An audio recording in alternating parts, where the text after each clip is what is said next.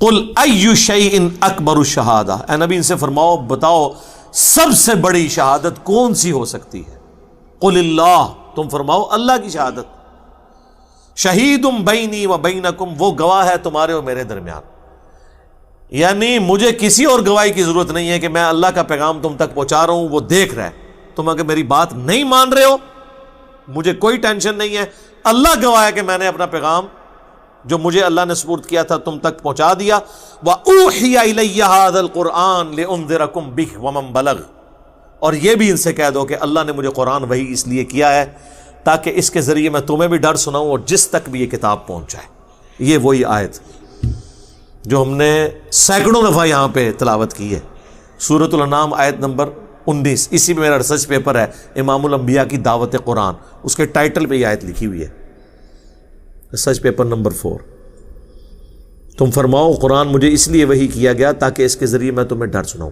اچھا مجھے بتائیں، اگر اللہ کے نبی جن کی پرائمری رسپانسبلٹی تھی کہ انہوں نے قرآن کے ذریعے لوگوں کو آخرت کا ڈر سنانا ہے، اللہ کی طرف مائل کرنا ہے، تو اس کا مطلب ہے کہ اس سے بیسٹ سلیبس تو کوئی نہیں ہو سکتا، رسول اللہ سے بڑا ٹیچر کوئی نہیں صلی اللہ علیہ وآلہ وسلم، قرآن سے بہترین سلیبس ہی کوئی نہیں ہے، تو یہ بابوں نے اپنی کتابیں لکھ کے امت کو کیوں تھمائی ہوئی ہیں؟ ان سے ذرا پوچھیں، فضائل اعمال، فضائل سنت، 14 ستارے، یہ پکڑ کے کیوں انہوں نے حوالے کیے ہوئے ہیں؟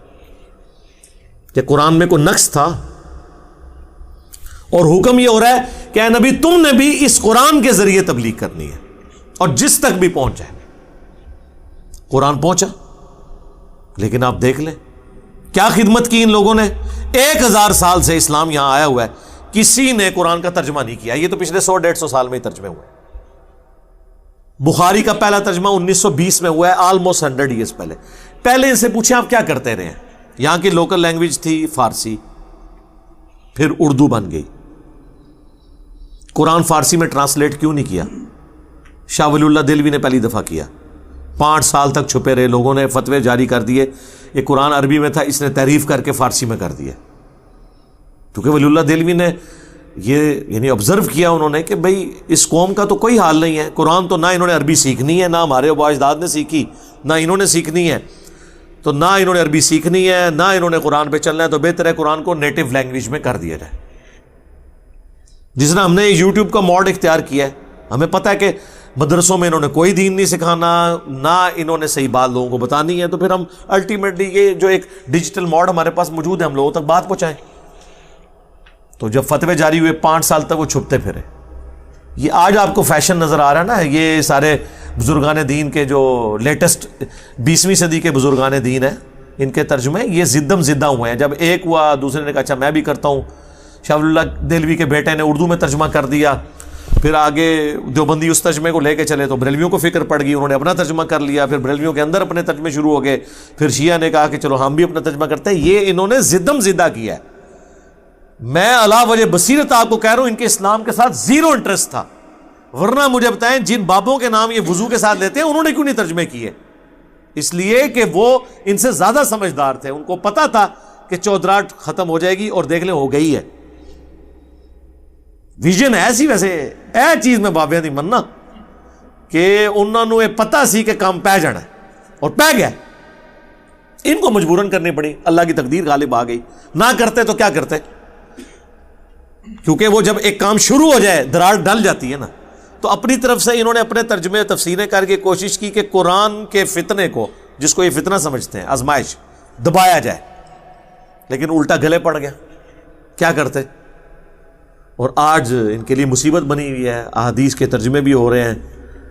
اب لوگ کہتے ہیں جناب کہ وہ ایک دیوبندی نے کتاب لکھی ہے مناقب ابی حنیفہ، اس کے مقدمے میں لکھا ہے دور حاضر میں حدیث کی کتابوں نے زندیقیت کا دروازہ کھول دیا ہے۔ پہلے ہم لوگوں کو مسئلہ بتاتے تھے، لوگ سن لیتے تھے، اب جب مسئلہ بتاتے ہیں وہ کہتے ہیں دسو کتنے لکھے ہے، پوچھنا ہے لوگوں نے، شکر کرو کہ آپ پوچھ رہے نے۔ ایک او وقت آنا ہے پہلے ایک تو ترن گے، پھر کہیں گے ماما کی تو بیان کیتے ہی نہیں کیتا تھے اعلان کر، یہ دن دور نہیں جے۔ ابھی تو آپ سے یہ لازم پوچھتے ہیں نا سر، یہ وہ جس طرح ہمارے ایک بھائی فون کر کے کہتے ہیں مولانا یہ کہاں لکھا ہوا ہے، کوئی آیت ہے، کوئی حدیث ہے؟ اے اس دن تو ڈر جاؤ تو لوگ کنوں پکڑ کے تانوں لاون گے کہ کیا کر رہے ہو تسی، کوئی چیز لکھی ہے کدھر؟ تو انہوں نے بڑی ہوشیاری کے ساتھ ترجمہ نہیں کیا، انہیں پتا تھا کام ڈل جانا ہے اور ڈل گیا۔ یہ اسلام کی خدمات ہے جی۔ کسی نے بخاری کا ترجمہ نہیں کیا، بتائے نا جی، کوئی لائے نا جی، اے جی سلطان باہو نے قرآن کا ترجمہ کیتا جی، مزہ آ گیا تھوڑی گل کا، ٹھیک ہے نا جی۔ انہوں نے کیوں کرنے تھے میرے بھائی؟ انہوں نے اپنی شاعریاں لکھ کے آپ کو حوالے کی، اپنی کتابیں حوالے کی تاکہ آپ قرآن و حدیث سے دور رہیں، ٹھیک ہے۔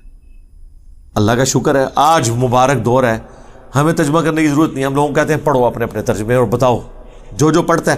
یہ جو میں پڑھ رہا ہوں نا، اس کا ترجمہ کوئی بھی پڑھ لے اپنے مکتب فکر کا، کوئی شیعہ ہے سنی ہے، پڑھے اور بتائے یہ کیا توحید لکھی ہوئی ہے۔ اے نبی تم فرماؤ کہ مجھے تو قرآن اس لیے وہی ہوا ہے کہ اس کے ذریعے میں تمہیں ڈر سناؤں، تبلیغ اس کے ذریعے کروں، اور جس تک بھی یہ پہنچ جائے، میری کوشش ہے جہاں تک پہنچ جائے تو یہ پہنچ جائے، یعنی وہ بھی اسی کے ذریعے آگے تبلیغ کرے۔